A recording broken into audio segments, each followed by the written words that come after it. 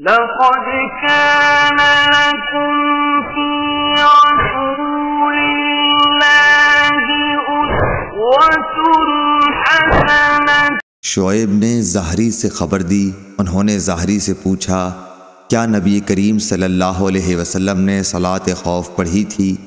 اس پر انہوں نے فرمایا کہ ہمیں سالم نے خبر دی کہ عبداللہ بن عمر رضی اللہ عنہ نے بتلایا کہ میں نجد کی طرف نبی کریم صلی اللہ علیہ وسلم کے ساتھ غزوہ ذات الرقاع میں شریک تھا۔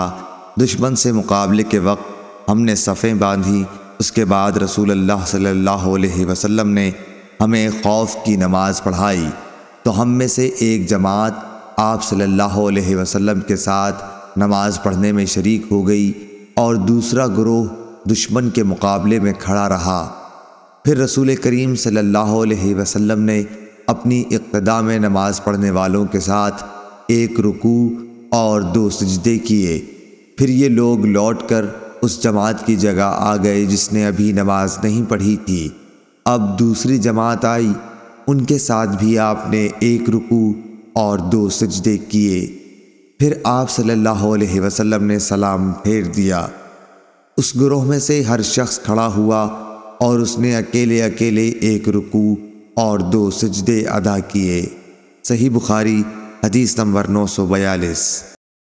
یحییٰ نے بیان کیا، انہوں نے کہا کہ ہم سے ابن جریح نے بیان کیا، ان سے موسیٰ بن عقبہ نے، ان سے نافع نے، ان سے عبداللہ بن عمر رضی اللہ عنہ نے مجاہد کے قول کی طرح بیان کیا کہ جب جنگ میں لوگ ایک دوسرے سے گٹ جائیں تو کھڑے کھڑے نماز پڑھ لیں۔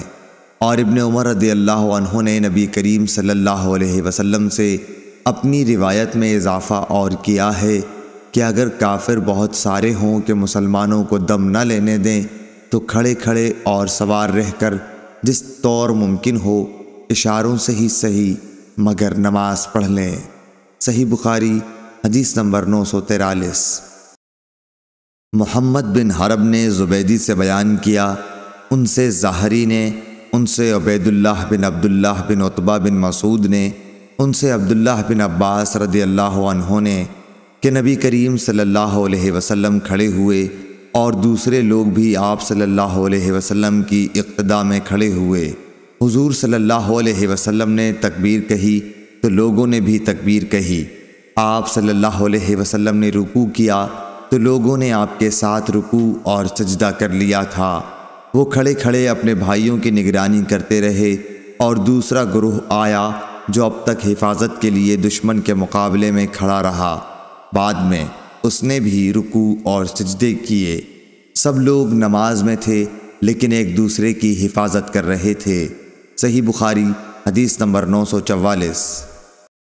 وکیع نے علی بن مبارک سے بیان کیا، ان سے یحییٰ بن ابی کثیر نے، ان سے ابو سلمہ نے، ان سے جابر بن عبداللہ انصاری رضی اللہ عنہ نے کہ حضرت عمر رضی اللہ تعالی عنہ غزوہ خندق کے دن کفار کو برا بھلا کہتے ہوئے آئے اور عرض کرنے لگے کہ یا رسول اللہ صلی اللہ علیہ وسلم، سورج ڈوبنے ہی کو ہے اور میں نے تو اب تک عصر کی نماز نہیں پڑھی۔ اس پر حضور صلی اللہ علیہ وسلم نے فرمایا کہ باخدا میں نے بھی ابھی تک نہیں پڑھی۔ انہوں نے بیان کیا، پھر آپ بطحان کی طرف گئے جو مدینہ میں ایک میدان تھا۔ وضو کر کے آپ نے وہاں سورج غروب ہونے کے بعد عصر کی نماز پڑھی، پھر اس کے بعد نماز مغرب پڑھی۔ صحیح بخاری حدیث نمبر 945۔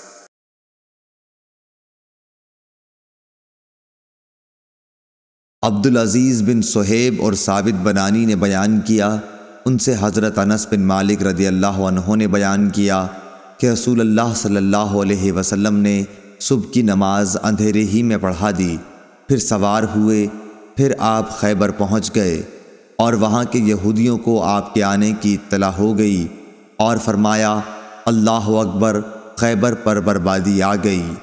ہم تو جب کسی قوم کے آنگن میں اتر جائیں تو ڈرائے ہوئے لوگوں کی صبح منحوس ہوگی۔